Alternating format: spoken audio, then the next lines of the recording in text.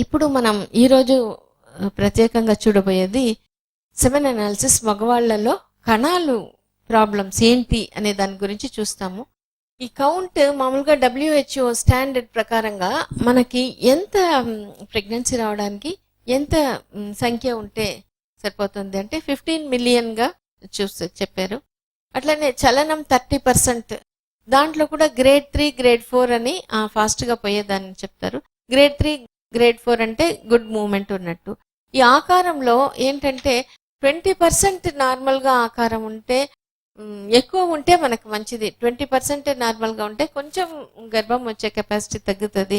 అదే 4% కంటే తక్కువ ఉంటే ఖచ్చితంగా గర్భం రావడం చాలా కష్టం అన్నమాట.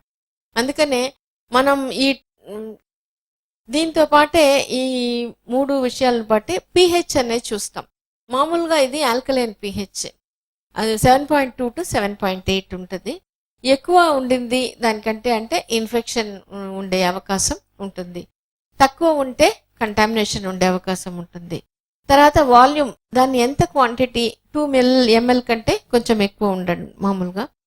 ఇది ఏమవుతుంది, కలెక్ట్ చేసిన 15 to 30 మినిట్స్లో ఫస్ట్ కొంచెం జెల్గా అట్లా ఉండేది, మెల్లగా అది ఎక్కువ లిక్విఫై అయిపోతుంది, అంటే వాటర్ లాగా అయిపోతుంది. ఆ పల్స పడడం వల్ల ఏమవుతుందంటే కణాలు చలనం బాగా ఇంప్రూవ్ అవుతుంది. అందుకని లిక్విఫాక్షన్ అవసరం. అది తీసుకునే తర్వాత కూడా కాసేపు పెట్టి లిక్విఫై అయిన తర్వాతనే మైక్రోస్కోప్లో పెట్టి చూస్తారు.